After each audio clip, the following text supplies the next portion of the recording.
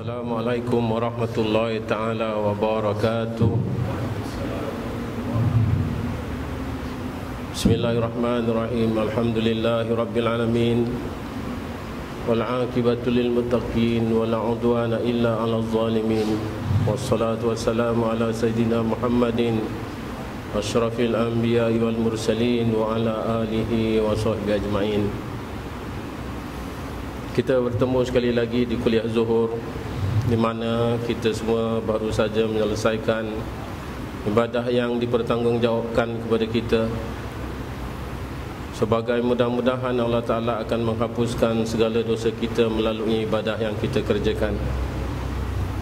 Jadilah kita, masukkanlah diri kita ke dalam orang-orang yang senantiasa beristighfar kepada Allah Subhanahu wa Ta'ala. Kerana pada zaman Hasan Al-Basri, iaitu ulama yang sangat terkenal, sekaligus beliau adalah seorang waliullah, pernah didatangi beberapa orang bertanyakan masalah kepada beliau. Orang pertama datang bertanyakan, dia kata di kampungnya, di daerahnya mengalami kemarau panjang, tidak hujan sudah beberapa bulan. Banyak binatang binatang ternak yang sudah mati, tumbuh-tumbuhan tidak tumbuh, tidak subur. Jadi dia jawab kepada orang yang bertanya ini, katanya, beristighfarlah kepada Allah, mohonlah keampunan daripada dosa-dosa yang telah kita kerjakan. Datang seorang lagi membawa masalah tidak punya anak. Dia jawab juga yang serupa, bermohonlah keampunan kepada Allah. Datang orang yang ketiga mengatakan kehidupannya miskin, payah, susah. Dia jawab pun serupa, istighfarlah kepada Allah. Orang yang selanjutnya datang bertanyakan masalah kepadanya untuk mendapatkan jawapan bahawasanya kebunnya tak menjadi, hasilnya sangat kurang. Hasan Al-Basri jawab juga serupa, katanya istighfarlah kepada Allah Subhanahu wa Ta'ala. Kemudian murid-murid beliau datang bertanyakan hal tersebut. Bagaimana masalah yang berbagai-bagai itu datangnya daripada lain-lain orang, kamu menanggapinya hanya dengan satu jawapan saja, beristighfarlah kepada Allah. Jadi kata Hasan Al-Basri, bukan aku mengarang-arang jawapan ini, tetapi ini adalah merupakan jawapan daripada kitab Allah, yaitu di mana di dalam Al-Quran Allah Ta'ala berfirman, faqultu astaghfiru rabbakum innahu kana ghaffara yursilis samaa alaikum midrara wa yumdidukum bi amwalin wa banin wa ja'al lakum jannatin wa ja'al lakum anhara. Apa yang Allah Ta'ala mengajarkan kepada kita, yaitu Allah Ta'ala kata melalui lidah nabinya Nabi Nuh AS. Ini cerita tentang Nabi Nuh AS. Aku berkata, kata Nabi Nuh, setiap orang yang datang kepadanya, istaghfiru, mintalah kamu pengampunan rabbakum, kepada Tuhan kamu. Kerana apa? Innahu kana ghaffara, sesungguhnya Tuhan Allah adalah Tuhan yang maha memberi pengampunan. Yursilir samaa, dan dia yang telah mengutuskan, memerintahkan langit, alaikum, ke atas kamu, midrara, dengan menurunkan hujan. Wa yumdidkum bi amwalin wa banin, dan dia yang telah menambahkan harta dan anak-anak kamu. Wa ja'al lakum jannatin, dan dia yang akan menjadikan segala tanam-tanaman kamu. Wa ja'al lakum anhara, dan dia akan menjadikan sungai-sungai untuk menjadi pengairan kepada tanam-tanaman kamu. Ini adalah satu ayat di mana kita seharusnya mengerti bahawasanya manusia itu didatangi kesempitan hidup di dunia, didatangi banyak keadaan di mana yang tidak menyenangkan. Tetapi oleh dasarnya manusia merasakan dirinya terlalu tinggi, terlalu ego. Dia tidak memikirkan soal yang lain, dia hanya memikirkan otaknya saja yang bijak pandai untuk mengatasi segala masalah-masalah yang dia hadapi. Tetapi dia lupa bahawasanya Allah Ta'ala mendatangkan kemelaratan dan kemudaratan disebabkan dosa-dosa manusia. Dosa-dosa manusia yang mendatangkan kemudaratan daripada Allah. Dia yang memanggil, menggamit kemarahan Allah Ta'ala sampai Allah Ta'ala mendatangkan kesusahan kepadanya supaya dia diberi peringatan. Tapi kita sering lupa. Kita merasakan kita bagus untuk menyelesaikan masalah, cari sana cari sini, macam-macam yang dicari, habis duit yang dihamburkan, tetapi masalah tetap masalah kerana satu saja, iaitu dosa-dosa manusia. Kalau kita senantiasa beristighfar kepada Allah Ta'ala, nescaya Allah Ta'ala akan angkatkan segala apa yang diberikan kemudaratan kepada kita. Allah Ta'ala mampu untuk menahan gunung berapi tidak meletup. Allah Ta'ala mampu juga untuk menahan air supaya tidak jadi tsunami. Kerana apa itu semua terjadi? Bahawasanya seluruh alam ini adalah merupakan bala tentera Allah Ta'ala, disebabkan kita manusia yang diberi sanjungan oleh Allah Ta'ala, yang diberikan akal fikiran, yang diberikan rasa untuk dapat merasakan bagaimana kecantikan ataupun keindahan sifat Allah. Tetapi kita lalai, kita lebih buruk dibanding dengan makhluk-makhluk yang lain. Kita lebih telah merendahkan diri kita sama setingkat dengan haiwan. Itu pasal kita senantiasa mendapat kemudaratan kerana kita lalai sekali di dalam untuk menuntut kemaafan daripada Allah Subhanahu wa taala. Dalam ayat lain Allah Taala menyebutkan, wa ma asabakum min musibatin fabima kasabat aydikum.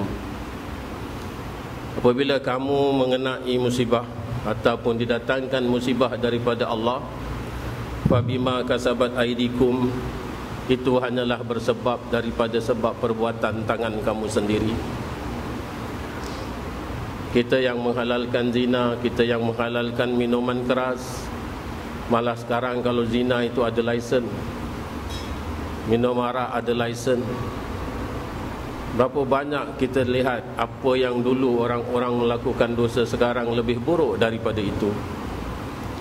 Kalau dulu orang Arab jahiliah hanya membunuh anak-anak perempuan yang lahir, sekarang umat sekarang ini lebih daripada itu.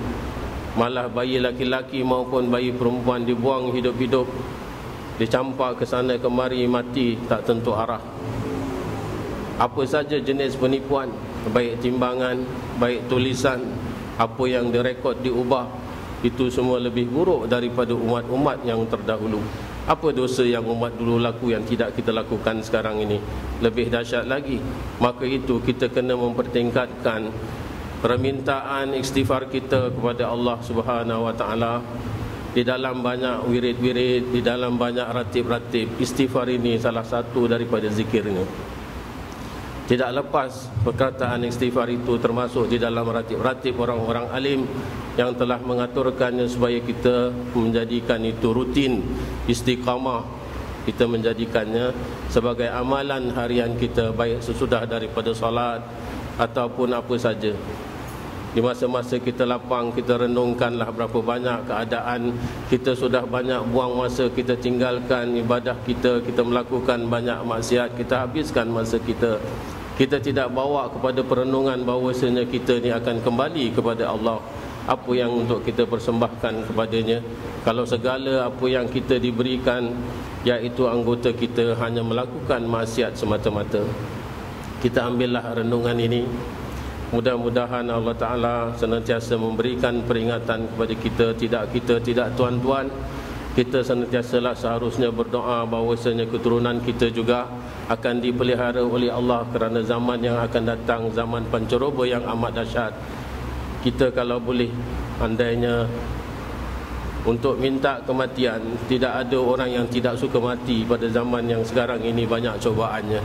Tetapi apa boleh dikatakan bahawasanya nyawa itu adalah milik Allah. Kita sudah diberikan kesempatan untuk hidup. Mudah-mudahan kita menggunakan baki-baki umur kita untuk sampai dapat keredaan Allah Subhanahu wa taala. Kita sambung apa yang sudah kita bicarakan pada minggu yang lalu, iaitu apabila junjungan Nabi besar kita dilahirkan, maka telah diberitahu oleh ibunya kepada datuknya Abdul Muttalib. Abdul Muttalib dengan sangat riang datang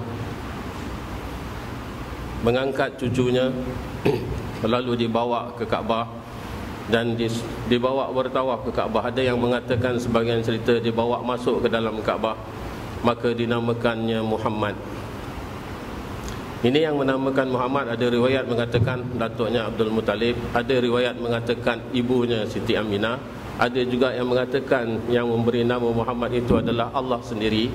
Sebagaimana di dalam riwayat, iaitu ketikanya Adam sudah disempurnakan penciptaannya, ditiup roh, kemudian itu dibawa para malaikat mengelilingi syurga, kemudian itu diberi tahiyat kepada Nabi Adam, Assalamualaikum. Kemudian itu Adam melihat di tiang-tiang syurga, terpahatlah nama Allah dan Muhammad. Apabila Nabi Adam diturunkan ke dunia, maka dia minta istighfar, meminta pengampunan kepada Allah dengan bertawassul nama yang ada di tiang arasy itu. Kemudian Allah bertanya kepadanya, bagaimana kamu mengetahui hal demikian? Nabi Adam kata, aku melihat nama itu bersebelahan dengan nama kamu. Tidak mungkin nama yang diletakkan dekat dengan nama kamu, satu nama yang tidak ada barakahnya, satu nama yang tidak ada keperluan dan kebaikannya. Pastilah nama itu adalah nama yang paling engkau cintai. Maka Allah Ta'ala telah mengampuni dosa-dosa Nabi Adam AS dengan sebab bertawassul kepada nama Nabi kita Muhammad sallallahu alaihi wasallam.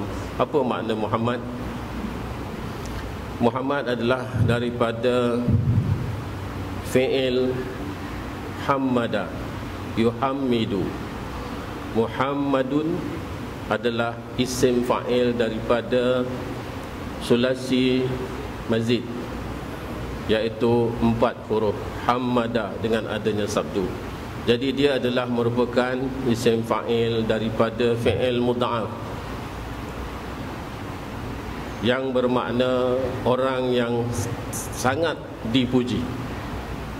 Makna hamadah adalah pujian, sebagaimana kalimah alhamdulillah, segala puji bagi Allah. Jadi makna Muhammad adalah yang sangat terpuji, yang sangat dipuji-puji daripada awal sampai akhir zaman.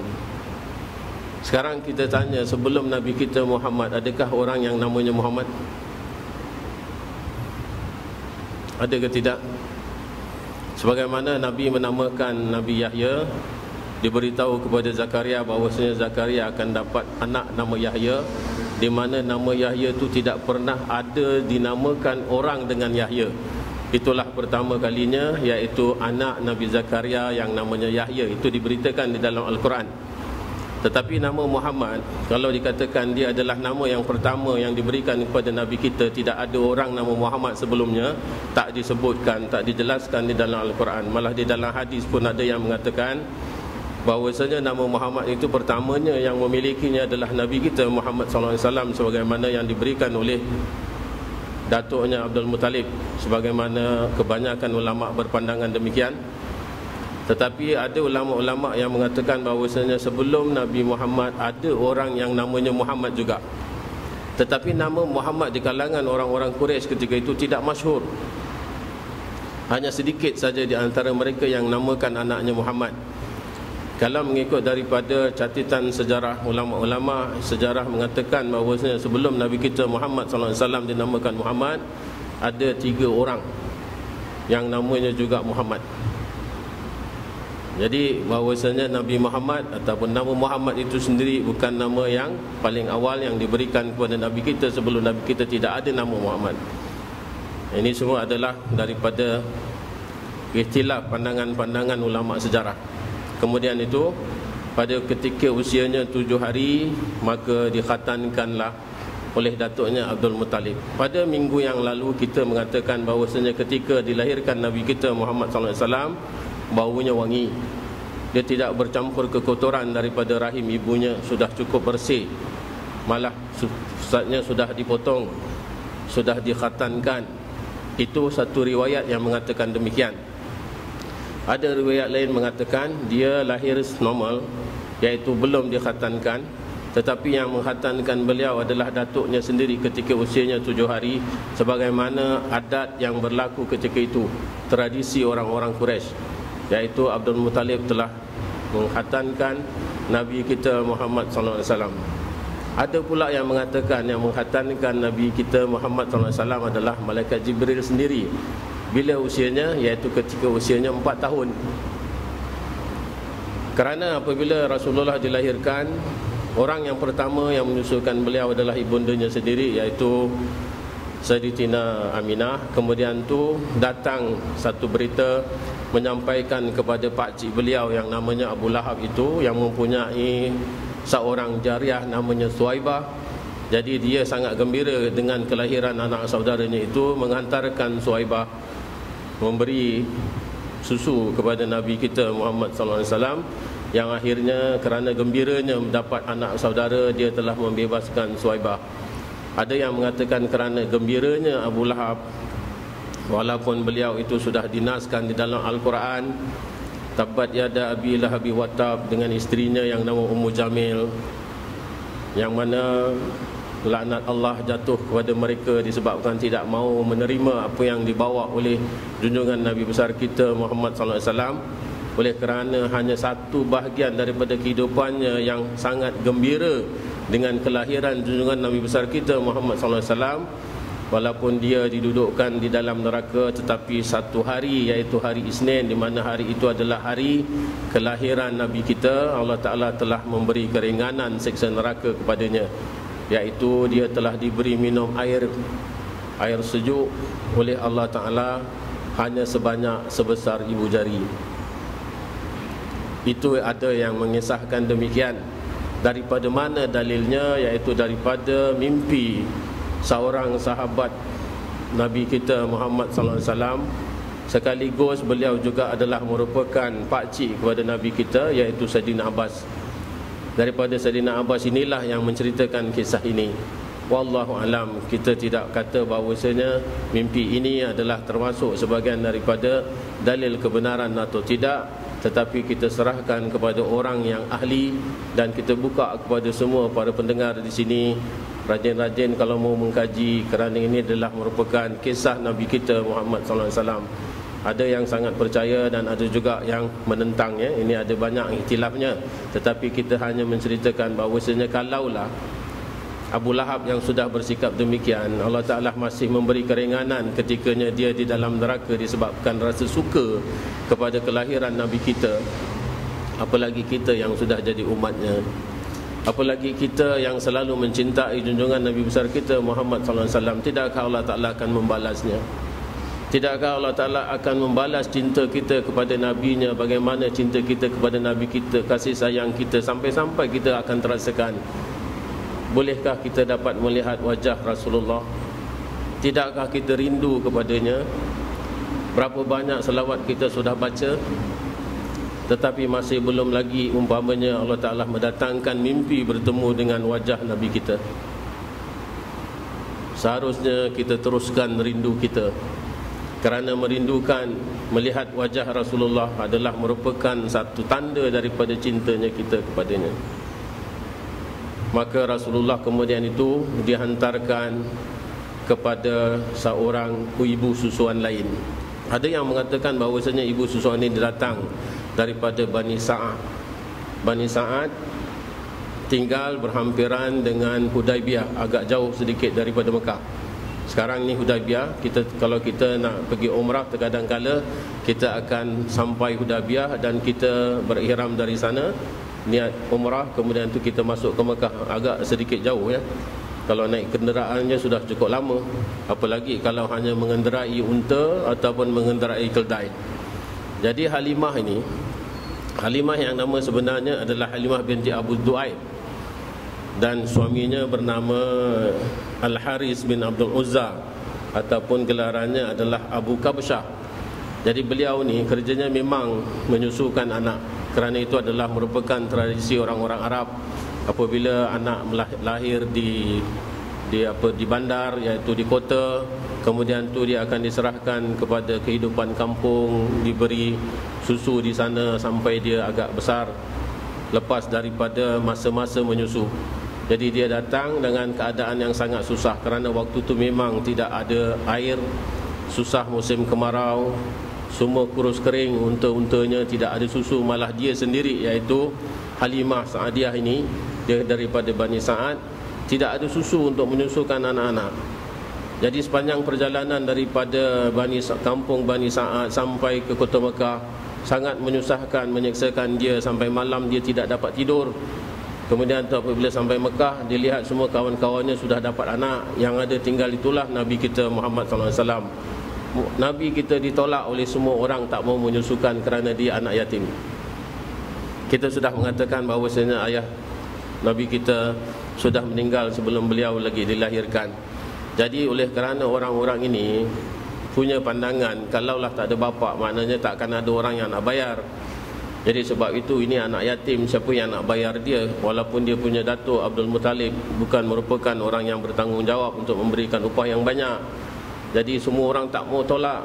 Yang akhirnya apa kata Abu Kabsyah, iaitu suami kepada Halimatus Sa'diyah ni, dia kata, kita sudah jalan begitu jauh daripada kampung Bani Sa'ad sampai ke kota Mekah, takkanlah kita nak pulang tangan kosong saja. Tak apalah, kita ambil saja anak ini. Kita ambil saja anak ini, sekurang-kurangnya kita tidak kembali tangan kosong. Jadi baiklah, kata dia jumpa kepada Abdul Muttalib, jumpa kepada Aminah. Kemudian tu Aminah menyerahkan Nabi kita kepadanya. Sebaik saja Sayyidatina Aminah memberikan Nabi,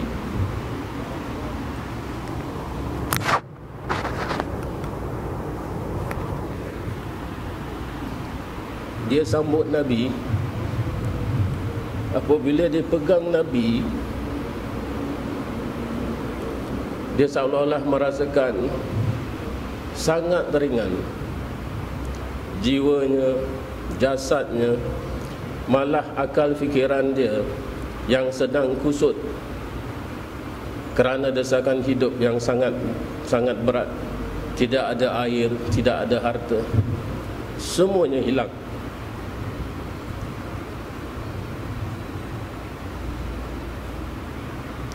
Kegembiraan dia datang dengan tiba-tiba.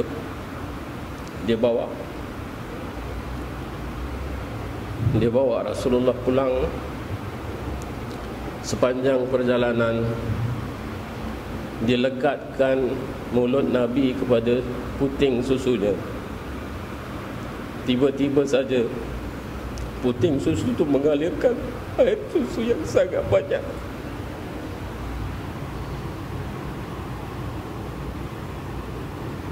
Keberkatan datang bertalu-talu kepada beliau. Anak-anak yang sedari mulanya tadi menangis malam kerana kurang susu, dengan datangnya Nabi kita membawa penuh keberkatan, penuh puting susunya. Dia pergi kepada untanya yang sangat kurus, yang tidak ada susu. Abu Kabsyah memerah susu tadi. Susu itu penuh sampai seluruh kafilahnya itu sempat dapat meminum air susu itu. Keldainya yang daripada awal sangat lemah untuk membawa barang, tetapi oleh kerana datangnya Nabi besar kita Muhammad SAW yang membawa keberkatan, tiba-tiba keldai ini sangat gagah. Diletakkan segala bebannya sampai orang-orang yang bersama jalan dengan Halimatus Sa'diyah ini mengatakan, kamu sangat zalim, bagaimana keldai ini akan dapat mengangkatnya, walhal daripada datangnya tadi dia sangat lemah. Ini semua adalah merupakan keberkatan daripada junjungan Nabi besar kita. Seolah-olah apabila Nabi sampai kepada satu tempat, tempat itu jadi barakah. Dia bawa ke rumah. Kambing-kambingnya pun rasa gembira apabila dia dukung Nabi Muhammad melalui kandang kambingnya. Kambing-kambing ini diberi makan sebagaimana biasa, dibawa padang rumput. Pulangnya pada petang hari penuh dengan susu. Sampaikan saudara-saudaranya, iaitu sama satu Bani Sa'ad, mengatakan, bagaimana kamu mendapatkan ini semua walhal kambing-kambing kami sama makan di tempat yang kamu beri makan? Dia kata ini adalah merupakan keberkatan daripada anak ini. Anak ini sangat luar biasa, sangat sekali luar biasa. Cintanya kepada anak ini bukan main-main. Sehinggalah dia telah menyusukan 2 tahun lamanya. Kemudian tu sudah sampai masanya untuk dia pulangkan kepada Sayyidatina Aminah. Tetapi dia merayu kepada Sayyidatina Aminah. Dia kata, biarkanlah Nabi Muhammad bersama dengan aku kerana aku sangat sayang kepadanya. Jadi Tina Aminah kata, baiklah kalau memang begitu kehendak kamu. Maka dia bawa pulang ke rumahnya. Sampailah usianya 4 tahun. Ketika dia bermain-main, Nabi Muhammad bermain-main dengan anak-anak yang lain, datang malaikat Jibril pakai baju putih, datang tangkap, ambil Nabi kita, kemudian tu dibaringkan dan dibelah dadanya, dikeluarkan satu benda hitam daripada isinya, kemudian dibasuh dengan air zam-zam yang ada di dalam batil emas, kemudian tu dimasukkan semula. Di sinilah peristiwa di mana sebahagian ulama sejarah mengatakan berlakunya juga khatannya Nabi kita Muhammad SAW yang dikerjakan oleh malaikat Jibril AS. Jadi anak-anak tadi melihat keadaan seperti macam ini, dia kembali berkata, ibunya iaitu Halimatus Sa'diyah katanya Rasulullah telah dibunuh oleh seseorang. Apabila mereka datang, mereka lihat Rasulullah sudah berdiri dan sangat gagah. Iaitu merupakan satu keadaan di mana orang yang menyembelih, orang yang membedah beliau adalah merupakan hantaran daripada Allah Subhanahu Wa Taala. Maka dari sejak peristiwa ini, dia takut akan terjadi kecelakaan kepada Nabi kita. Maka Halimatus Sa'diyah telah mengembalikan kepada ibunya. Ini satu sebab kenapa dia kembalikan kepada Siti Aminah. Ada satu sebab lagi, orang-orang ahli sejarah mengatakan ada 2 orang Nasrani, rahib orang Nasrani datang daripada Habsyi, datang ke Madinah, datang ke Bani Sa'ad. Dia mencari satu anak yang tandanya begini-begini, bahawasanya anak ini nanti satu hari akan jadi Nabi besar. Maka dia nak membunuhnya. Jadi oleh kerana sebab inilah, maka Halimatus Sa'diyah telah menghantar pulang kepada Siti Aminah ketika usianya lebih kurang 4 atau 5 tahun. Dan dia duduk dengan ibunya hampir kepada usia 6 tahun. Kemudian tu ibunya bawa dia ke Madinah. Ketika itu namanya tetap Yasrib, untuk menziarah kepada kuburan ayahnya sendiri, iaitu Abdullah bin Abdul Muttalib. Kita berhenti sampai sini saja, insyaAllah nanti minggu hadapan kita sambung. Bijai Sayyidina Muhammadin sallallahu alaihi wasallam. Syai'ulillah ilahul Fatihah.